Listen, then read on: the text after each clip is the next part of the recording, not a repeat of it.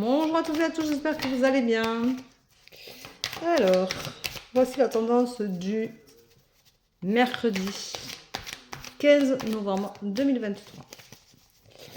Alors, voyons voir.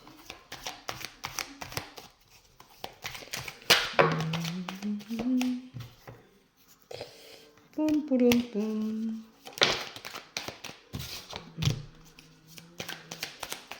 Alors, voyons voir. Eh bien, vous devez être tendu parce que certains vivent des choses un peu particulières. Voilà.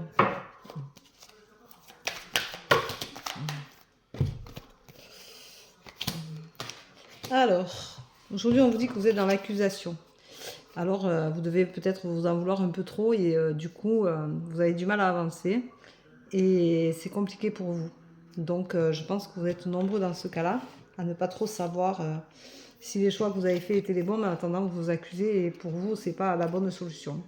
Vous allez avoir une révélation lors d'une dispute, c'est-à-dire que vous allez avoir une conversation avec quelqu'un, je pense, ou un échange assez virulent qui va vous amener à une révélation et c'est peut-être le résultat que vous attendiez. Donc en fin de compte, vous allez avoir une vérité qui va enfin vous arriver et qui va être peut-être pas super sympa, mais au moins vous allez savoir où vous en êtes.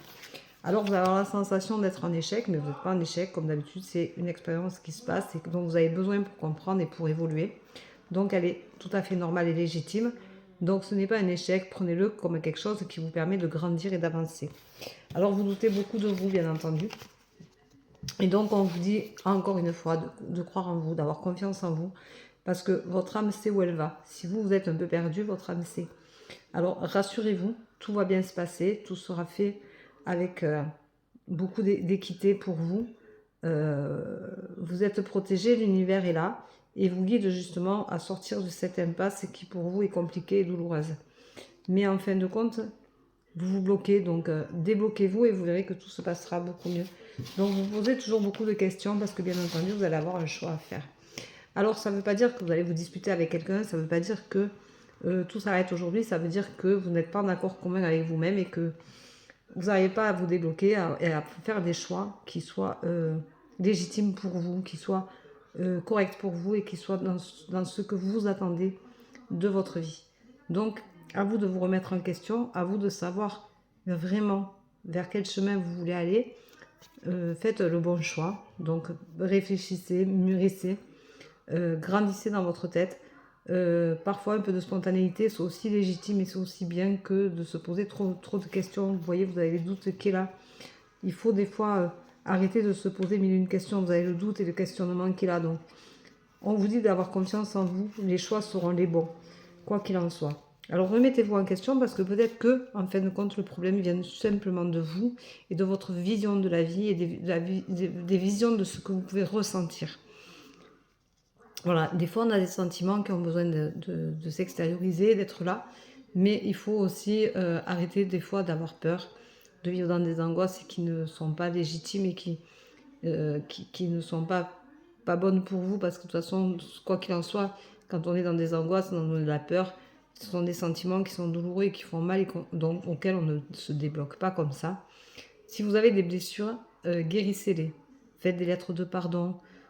Si vous avez avec des gens des traumas, faites des bonhommes allumettes, ça vous permettra de couper des liens toxiques avec ces personnes-là. Il y a plein de petites choses comme ça à faire. Vous pouvez faire des lettres de pardon à chacune des personnes qui vous ont fait du mal ou vous ressentez des choses qui ne sont pas super sympas. Et ça vous permettra tout au plus d'extérioriser tout ça, de vous vider un peu la tête et le cœur. Et surtout, brûlez-les proche d'un point d'eau. Ne les brûlez pas chez vous pour ne pas garder les mauvaises énergies. Et brûlez-les parce qu'on ne donne pas une lettre de pardon à quelqu'un. Et à savoir que vous pouvez aussi faire une lettre de pardon à un défunt. C'est-à-dire lui écrire tout ce que vous avez ressenti, tout ce qui était négatif et tout ce qui vous a touché, tout ce qui vous a ému, tout ce qui vous a fait mal. Si vous avez perdu quelqu'un brutalement, vous pouvez aussi lui faire une lettre de pardon en lui disant que vous lui pardonnez d'être parti aussi vite brutalement et que vous lui en voulez pas, mais que voilà, si vous avez eu des problèmes avec lui, vous pouvez aussi le lui dire. Et l'univers se chargera du reste quand vous brûlerez la lettre. Mais au moins, vous aurez vidé tout ce qui vous incombe et ce qui vous fait du mal et qui vous bloque.